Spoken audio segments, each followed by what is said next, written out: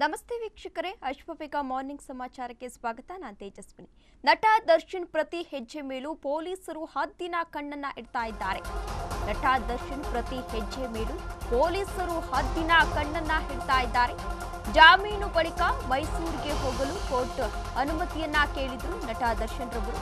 ಅನುಮತಿ ಪಡೆದು ಮೈಸೂರಿನಲ್ಲಿ ಏನ್ ಮಾಡ್ತಾರೆ, ಅವರ ದಿನಚರಿ ಏನು ಎಲ್ಲದನ್ನ ಕೂಡ ಗಮನಿಸ್ತಾ ಇದ್ದಾರೆ. ಯಾರನ್ನೆಲ್ಲ ಮೀಟ್ ಮಾಡ್ತಾರೆ, ಯಾರೆಲ್ಲ ದಚ್ಚು ಭೇಟಿಗೆ ಬರ್ತಾರೆ ಎಂದು ಪೊಲೀಸರು ಹದ್ದಿನ ಕಣ್ಣನ್ನ ಇಟ್ಟಿದ್ದಾರೆ. ಎಲ್ಲದರ ಮೇಲೂ ಹದ್ದಿನ ಕಣ್ಣಿಟ್ಟಿರೋ ಬೆಂಗಳೂರು ಪೊಲೀಸರು ನಟ ದರ್ಶನ್ ಪ್ರತಿ ಹೆಜ್ಜೆ ಮೇಲೂ ಪೊಲೀಸರು ಇದೀಗ ಹದ್ದಿನ ಕಣ್ಣನ್ನ ಇಟ್ಟಿದ್ದಾರೆ.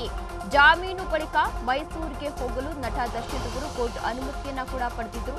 ಅನುಮತಿ ಪಡೆದು ಮೈಸೂರಿನಲ್ಲಿ ಏನ್ ಮಾಡ್ತಾರೆ, ಅವರ ದಿನಚರಿ ಏನು ಎಲ್ಲವನ್ನ ಕೂಡ ತಿಳ್ಕೊಳ್ತಾ ಇದ್ದಾರೆ. ಯಾರನ್ನೆಲ್ಲ ಮೀಟ್ ಮಾಡ್ತಾರೆ, ಯಾರೆಲ್ಲ ದಚ್ಚು ಭೇಟಿಗೆ ಬರ್ತಾರೆ, ದರ್ಶನ್ ರವರ ಭೇಟಿಗೆ ಬರ್ತಾರೆ, ಎಲ್ಲದರ ಮೇಲೂ ಪೊಲೀಸರು ಇದೀಗ ಹದ್ದಿನ ಕಣ್ಣನ್ನ ಇಟ್ಟಿದ್ದಾರೆ. ಬೆಂಗಳೂರಿನ ಪೊಲೀಸರು ಏನು ಪವಿತ್ರ ಗೌಡಗೆ ಅಶ್ಲೀಲ ಮೆಸೇಜ್ ಅನ್ನ ಕಳುಹಿಸ್ತಾ ಇದ್ದ ಎಂಬ ವಿಚಾರಕ್ಕೆ ಸಂಬಂಧಪಟ್ಟಂತೆ ರೇಣುಕಾ ಸ್ವಾಮಿಯನ್ನ ಹತ್ಯೆಯನ್ನ ಮಾಡಲಾಗಿತ್ತು. ದರ್ಶನ್ ಅಂಡ್ ಗ್ಯಾಂಗ್ ಈಗಾಗಲೇ ಬೆನ್ನು ನೋವಿನ ನೆಪವನ್ನ ಇಟ್ಕೊಂಡು ಅವರಿಗೆ 6 ವಾರಗಳ ಕಾಲ ಷರತ್ತುಬದ್ಧ ಜಾಮೀನನ್ನ ಕೂಡ ಮಂಜೂರು ಮಾಡಲಾಗಿತ್ತು.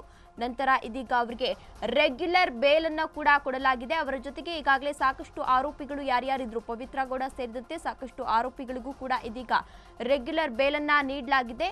ಇನ್ನು ದರ್ಶನ್ ಒಂದು ಕೋರ್ಟ್ ಹತ್ರ ಅನುಮತಿಯನ್ನ ಪಡೆದು ಈಗಾಗಲೇ ಮೈಸೂರಿಗೆ ತೆರಳಿದ್ದಾರೆ. ಸ್ವಲ್ಪ ವಿಶ್ರಾಂತಿಯನ್ನ ಪಡೆಯಲು ಮೈಸೂರಿಗೆ ತೆರಳಿದ್ದಾರೆ. ಆದ್ರೆ ಬೆಂಗಳೂರು ಪೊಲೀಸರು ಮಾತ್ರ ದರ್ಶನ್ ಮೇಲೆ ಹದ್ದಿನ ಕಣ್ಣನ್ನ ಇಟ್ಟಿದ್ದಾರೆ.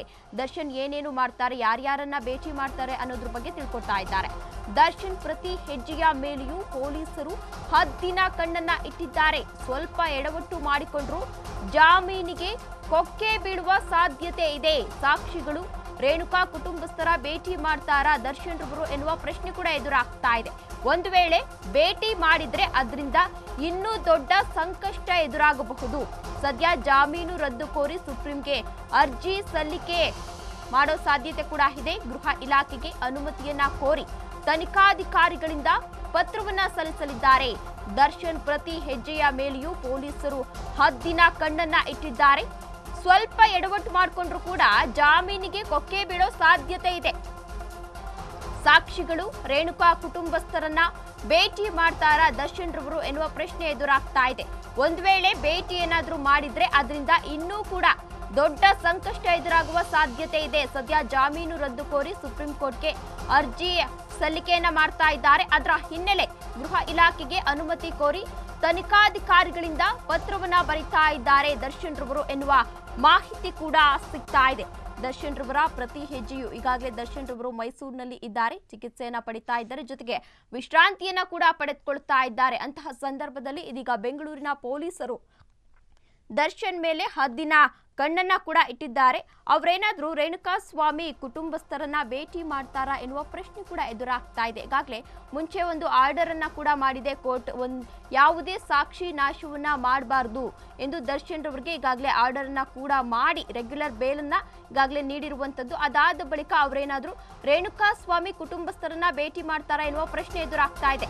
ಇಲಾಖೆ ಅನುಮತಿಗೆ ಕಾಯ್ತಾ ಇರೋ ಬೆಂಗಳೂರು ಪೊಲೀಸರು ಇಷ್ಟು ದಿನ ಸೆಷನ್ಸ್ ಇದ್ದ ಕಾರಣ ಅಧಿಕಾರಿಗಳು ಇಲ್ಲದೆ ವಿಳಂಬ ಆಗ್ತಾ ಇತ್ತು.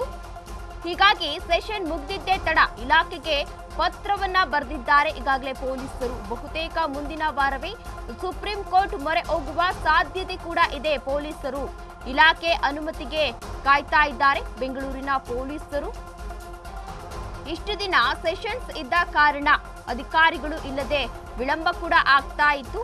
ಹೀಗಾಗಿ ಸೆಷನ್ ಮುಗ್ದಿದ್ದೇ ತಡ ಇಲಾಖೆಗೆ ಪತ್ರವನ್ನ ಬರೆದಿದ್ದಾರೆ ಪೊಲೀಸರು. ಬಹುತೇಕ ಮುಂದಿನ ವಾರವೇ ಸುಪ್ರೀಂ ಕೋರ್ಟ್ ಮೊರೆ ಹೋಗುವ ಸಾಧ್ಯತೆ ಇದೆ ಎನ್ನಲಾಗ್ತಾ ಇದೆ. ಇಲಾಖೆ ಅನುಮತಿಗೆ ಕಾಯ್ತಾ ಇದ್ರು ಇಷ್ಟು ದಿನಗಳ ಕಾಲ ಬೆಂಗಳೂರಿನ ಪೊಲೀಸರು. ಏನು ಪವಿತ್ರ ಗೌಡಗೆ ಅಶ್ಲೀಲ ಮೆಸೇಜ್ ಅನ್ನ ಕಳುಹಿಸ್ತಾ ಇದ್ದ ಎಂಬ ವಿಚಾರಕ್ಕೆ ಸಂಬಂಧಪಟ್ಟಂತೆ ರೇಣುಕಾ ಸ್ವಾಮಿಯನ್ನ ಈಗಾಗಲೇ ಹತ್ಯೆಯನ್ನ ಮಾಡಲಾಗಿತ್ತು. ಅದೇ ವಿಚಾರಕ್ಕೆ ಸಂಬಂಧಪಟ್ಟಂತೆ ಈಗಾಗಲೇ 17 ಆರೋಪಿಗಳನ್ನ ಬಂಧಿಸಲಾಗಿತ್ತು. ಇನ್ನು ಆ ಆರೋಪಿಗಳನ್ನ ಈಗಾಗಲೇ ಬೇರೆ ಬೇರೆ ಜೈಲಿಗೂ ಕೂಡ ಶಿಫ್ಟ್ ಮಾಡಲಾಗಿತ್ತು. ನಂತರ ದರ್ಶನ್ ರವರಿಗೆ ಬೆನ್ನು ನೋವು ಇರೋದ್ರಿಂದ ಅದೇ ಒಂದು ಕಾರಣವನ್ನ ಇಟ್ಕೊಂಡು ಅವರಿಗೆ ಜಾಮೀನನ್ನ ಕೂಡ ಮಂಜೂರು ಮಾಡಲಾಗಿತ್ತು. ನಂತರ ಅವರಿಗೆ ಚಿಕಿತ್ಸೆಯನ್ನ ಕೊಡಿಸಬೇಕು, ಸರ್ಜರಿಯನ್ನ ಮಾಡಿಸಬೇಕು ಎಂದು ಅವರ ಪರ ಹಿರಿಯ ವಕೀಲರಾದ ಸಿ.ವಿ. ನಾಗೇಶ್ ರವರು ಈಗಾಗಲೇ ವಾದವನ್ನ ಕೂಡ ಮಂಡಿಸಿದ್ರು. ವಾದವನ್ನ ಮಂಡಿಸಿದ ನಂತರ ಅವರಿಗೆ ಈಗ ರೆಗ್ಯುಲರ್ ಜಾಮೀನು ಕೂಡ ಸಿಕ್ಕಿರುವಂತದ್ದು. ಅವರ ಜೊತೆಗೆ ಈಗಾಗಲೇ ಸಾಕಷ್ಟು ಆರೋಪಿಗಳಿಗೂ ಕೂಡ ರೆಗ್ಯುಲರ್ ಜಾಮೀನು ಸಿಕ್ಕಿದೆ. ಇದೇ ವಿಚಾರಕ್ಕೆ ಸಂಬಂಧಪಟ್ಟಂತೆ ಹೆಚ್ಚಿನ ಡೀಟೇಲ್ಸ್ ಅನ್ನ ನೀಡಲಿದ್ದಾರೆ ನಮ್ಮ ಪ್ರತಿನಿಧಿ ಶರತ್ ರವರು. ಶರತ್, ಇದೀಗ ದರ್ಶನ್ ಜಾಮೀನಿನಿಂದ ಬಿಡುಗಡೆಯಾಗಿದ್ದಾರೆ. ಅವರ ಮೇಲೆ ಪೊಲೀಸರು ಹದ್ದಿನ ಕಣ್ಣನ್ನ ಇಟ್ಟಿದ್ದಾರೆ. ಈ ಕುರಿತು ಏನೆಲ್ಲ ಅಪ್ಡೇಟ್ಸ್ ಇದೆ? ತೇಜಸ್ವಿನಿ, ಖಂಡಿತವಾಗಿಯೂ ಈ ಕೊಲೆ ಪ್ರಕರಣದಲ್ಲಿ ದರ್ಶನ್ ಜಾಮೀನನ್ನ ಪಡೆದುಕೊಂಡ ನಂತರ ಮೈಸೂರಿಗೆ ತೆರಳುವ ಉದ್ದೇಶದಿಂದ ಕೋರ್ಟ್ಗೆ ಅಪ್ಲಿಕೇಶನ್ ಹಾಕುವಂತ ಕೆಲಸವನ್ನ ಮಾಡಿದ್ರು. ಹಲವು ಕಾರಣಗಳನ್ನ ಇಟ್ಕೊಂಡು ತನ್ನ ತಾಯಿಯನ್ನ ನೋಡ್ಬೇಕು, ಹಾಗೆ ತನ್ನ ಮೃಗಾಲಯದಲ್ಲಿರುವಂತಹ ಪ್ರಾಣಿಗಳನ್ನ ನೋಡ್ಬೇಕು, ಹಾಗೆ ಇನ್ನಿತರ ಈ ಅವರಿಗಿರುವಂತಹ ಕಾಯಿಲೆ ಬಗ್ಗೆ ಮೈಸೂರಿನ ಒಂದು ಆಸ್ಪತ್ರೆಯಲ್ಲೂ ಕೂಡ 2ನೇ ಒಪಿನಿಯನ್ ಪಡೆದುಕೊಳ್ಬೇಕು ಅನ್ನೋ ಕಾರಣಕ್ಕೋಸ್ಕರ ಮೈಸೂರಿಗೆ ತೆರಳಬೇಕು 4 ವಾರಗಳ ಕಾಲ ಎನ್ನುವಂತ ಒಂದು ವಿಚಾರದ ಮೇಲೆ ಕೋರ್ಟ್ಗೆ ಅಪ್ಲಿಕೇಶನ್ ಹಾಕಿದ್ರು. ಅದಾದ ನಂತರ 2 ವಾರಗಳಿಗೆ ಅನುಮತಿಯನ್ನು ನೀಡಿ ಕೋರ್ಟ್ ಅವರಿಗೆ ಮೈಸೂರಿಗೆ ಹೋಗೋದಕ್ಕೆ ತಿಳಿಸಿತು. ಅದೇ ಕಾರಣಕ್ಕೋಸ್ಕರ ಈಗ ದರ್ಶಕರು ಮೈಸೂರಿಗೆ ತೆರಳಿ ಅವರ ಫಾರ್ಮ್ ಹೌಸ್ ನಲ್ಲಿ ವಿಶ್ರಾಂತಿಯನ್ನು ಪಡೆಯುವಂತ ಕೆಲಸವನ್ನು ಕೂಡ ಮಾಡ್ತಿದ್ದಾರೆ. ಅದರ ಜೊತೆಗೆ ಪೊಲೀಸರು ಕೂಡ ಅವರ ಮೇಲೆ ಒಂದು ಗಮನವನ್ನ ಇಟ್ಟಿರುವಂತದ್ದು. ಕಾರಣ ಯಾವುದೇ ಕಾರಣಕ್ಕೂ ಯಾವುದೇ ರೀತಿಯ ಸಾಕ್ಷಿಗಳನ್ನ ಭೇಟಿಯನ್ನ ಮಾಡಿ ಸಾಕ್ಷಿ ನಾಶವನ್ನ ಮಾಡುವಂತ ಕೆಲಸವನ್ನ ಮಾಡಬಾರದು ಎನ್ನುವಂತ ಒಂದು ವಿಚಾರಕ್ಕೆ, ಹಾಗೆ ಅವರ ಕುಟುಂಬಸ್ಥರನ್ನ ಭೇಟಿಯನ್ನ ಮಾಡ್ತಾರೆ. ಎಲ್ಲ ವಿಚಾರಕ್ಕೆ ಸಂಬಂಧಪಟ್ಟಂತೆ ಪೊಲೀಸರು ಅವರ ಮೇಲೆ ಗಮನವನ್ನ ಇಟ್ಟಿರುವಂತದ್ದು. ಯಾವುದೇ ಕಾರಣಕ್ಕೂ ಸಾಕ್ಷಿ ನಾಶ ಆಗಬಾರದು ಈ ಪ್ರಕರಣದಲ್ಲಿ ಎನ್ನುವಂತ ಈಗಾಗಲೇ ಕೋರ್ಟ್ ಕೂಡ ಷರತ್ತುಬದ್ಧ ಜಾಮೀನನ್ನ ನೀಡಿರುವಂತಹ ಕಾರಣಕ್ಕೋಸ್ಕರ ಸಾಕ್ಷಿಗಳಿಗೆ ಯಾವುದೇ ರೀತಿಯ ಭಯಪಡಿಸುವಂತ ಕೆಲಸವನ್ನ ಮಾಡಬಾರದು, ಸಾಕ್ಷಿಯ ನಾಶವನ್ನ ಮಾಡುವಂತ ಕೆಲಸವನ್ನ ಮಾಡಬಾರದು ಎನ್ನುವಂತ ಕಾರಣಕ್ಕೋಸ್ಕರ ಇನ್ನು ರೆಗ್ಯುಲರ್ ಬೇಲ್ ಈಗಾಗಲೇ ಸಿಕ್ಕಿರುವಂತಹ ಕಾರಣ ಅದನ್ನು ಕೂಡ ಪ್ರಶ್ನೆಯನ್ನ ಮಾಡಿ ಪೊಲೀಸರು ಸುಪ್ರೀಂ ಕೋರ್ಟ್ಗೆ ಮೇಲ್ಮನವಿಯನ್ನು ಸಲ್ಲಿಸೋದಕ್ಕೆ ತಯಾರಿಯನ್ನ ನಡೆಸಿದ್ದಾರೆ. ಅದೇ ಹಿನ್ನೆಲೆಯಲ್ಲಿ ಗೃಹ ಇಲಾಖೆ ಕೂಡ ಒಂದು ಪತ್ರವನ್ನ ಬರೆದಿರುವಂತದ್ದು. ಹಿಂದೆ ಮಧ್ಯಂತರ ಜಾಮೀನನ್ನು ಪ್ರಶ್ನೆಯನ್ನ ಮಾಡಿ ಸುಪ್ರೀಂ ಕೋರ್ಟ್ ಮೊರೆ ಹೋಗುವಂತಹ ವೇಳೆಯಲ್ಲಿ ಕೂಡ ಗೃಹ ಇಲಾಖೆಗೆ ಪತ್ರವನ್ನ ಬರೆದು ಅದರ ಅನುಮತಿಯನ್ನು ಪಡೆದುಕೊಂಡು ಅದರ ನಂತರ ಸುಪ್ರೀಂ ಕೋರ್ಟ್ಗೆ ಮೊರೆ ಹೋಗುವ ಕೆಲಸವನ್ನ ಮಾಡಿದ್ರು.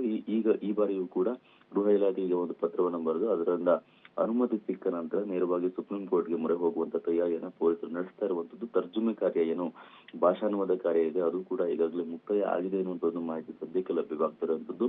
ಏನು ಗೃಹ ಇಲಾಖೆಯಿಂದ ಅನುಮತಿ ಸಿಕ್ಕ ಬಳಿಕವೇ ಮುಂದಿನ ವಾರವೇ ಬಹುತೇಕವಾಗಿ ಸುಪ್ರೀಂ ಕೋರ್ಟ್ಗೆ ಮೊರೆ ಹೋಗುವಂತಹ ಸಾಧ್ಯತೆ ಇದೆ. ತೇಜಸ್ವಿನಿ, ಶರತ್, ಇದೀಗ ದರ್ಶನ್ ಏನಾದ್ರೂ ರೇಣುಕಾ ಕುಟುಂಬಸ್ಥರನ್ನ ಭೇಟಿ ಮಾಡಿದ್ರೆ ಯಾವ ರೀತಿ ಸಂಕಷ್ಟ ಎದುರಾಗಬಹುದು? ಒಂದು ವೇಳೆ ಈ ಪ್ರಕರಣವೇನಾದ್ರೂ ಮುಚ್ಚಿ ಹಾಕುವಂತಹ ಯೋಚನೆಯಲ್ಲಿ ಏನಾದ್ರೂ ಇದ್ದಾರಾ, ಅಥವಾ ಸಾಕ್ಷಿಗಳನ್ನ ನಾಶ ಮಾಡುವಂತಹ ಯೋಚನೆಯಲ್ಲಿ ಇದ್ದಾರಾ, ಅಥವಾ ರೇಣುಕಾ ಸ್ವಾಮಿ ಕುಟುಂಬಸ್ಥರಾಗಿರ್ಬೋದು ಅಥವಾ ಇನ್ನಿತರ ಭೇಟಿ ಮಾಡಿ ಬೆದರಿಕೆ ಹಾಕುವಂತ ಕೆಲಸವನ್ನಾದ್ರೂ ಮಾಡ್ತಾರಾ ಎನ್ನುವಂತ ಅನುಮಾನ ಸಹಜವಾಗಿ ಯಾವ ಪ್ರಕರಣದಲ್ಲಿರುವಂತಹ ಆರೋಪಿಗಳು ಅಥವಾ ಅವರ ಆರೋಪಿಗಳಿಗೆ ಸಂಬಂಧಪಟ್ಟಂತೆ ಪೊಲೀಸರಿಗೆ ಮೂಡುವಂತದ್ದು ಸಹಜ. ಅದೇ ರೀತಿಯಾಗಿ ಕೂಡ ಯಾವ್ದಾದ್ರು ಸಾಕ್ಷಿಗಳನ್ನ ಭೇಟಿ ಮಾಡ್ತಾರ ಅಥವಾ ಕುಟುಂಬಸ್ಥರನ್ನು ಭೇಟಿ ಮಾಡಿ ಈ ರೀತಿಯಾಗಿ ಭಯಪಡಿಸುವಂತ ಕೆಲಸವನ್ನಾದ್ರೂ ಮಾಡೋದಕ್ಕೆ ಮುಂದಾಗ್ತಾರೆ ಎನ್ನುವಂತ ಒಂದು ಸಹಜ ಅನುಮಾನದ ಮೇಲ್ಗಡೆ ಅವರ ಮೇಲೆ ಗಮನವನ್ನು ಇಟ್ಟು ಬೇರೆ ಯಾವ್ದಾದ್ರು ಸಾಕ್ಷಿಗಳನ್ನ ಭೇಟಿ ಮಾಡಿ ಅವರನ್ನ ಭಯಪಡಿಸೋದಾಗಿರ್ಬೋದು ಅಥವಾ ಅವರಿಗೆ ಹಣದ ಅಂಶವನ್ನು ಒಡ್ಡೋದಾಗಿರ್ಬೋದು, ಈ ರೀತಿಯಾಗಿ ಕೆಲವೊಂದಿಷ್ಟು ಎಲ್ಲಾ ಪ್ರಕರಣದಲ್ಲಿ ಆರೋಪಿಗಳ ಮೇಲೆ ಗಮನ ಇಡುವಂತೆ ಪೊಲೀಸರು ಕೂಡ ಈ ಪ್ರಕರಣದಲ್ಲೂ ಕೂಡ ದರ್ಶನ್ ಮೇಲೆ ಗಮನವನ್ನು ಇಟ್ಟು ಅದರಲ್ಲೂ ಕೂಡ ಷರತ್ತುಬದ್ಧ ಜಾಮೀನನ್ನು ನ್ಯಾಯಾಲಯ ನೀಡಿರುವಂತಹ ಕಾರಣಕ್ಕೋಸ್ಕರ ಆ ಷರತ್ತುಗಳನ್ನು ಯಾವ ರೀತಿಯಾಗಿ ಪಾಲಿಸಿದ್ದಾರೆ ಎನ್ನುವಂತ ಒಂದು ವಿಚಾರದ ಮೇಲ್ಗಡೆಯೂ ಕೂಡ ದರ್ಶನ್ ಮೇಲೆ ಪೊಲೀಸರು ಗಮನವನ್ನು ಇಟ್ಟಿರುವಂತದ್ದು. ತೇಜಸ್ವಿನಿ, ಧನ್ಯವಾದ ಶರತ್ ತಮ್ಮೆಲ್ಲ ಮಾಹಿತಿಗಾಗಿ.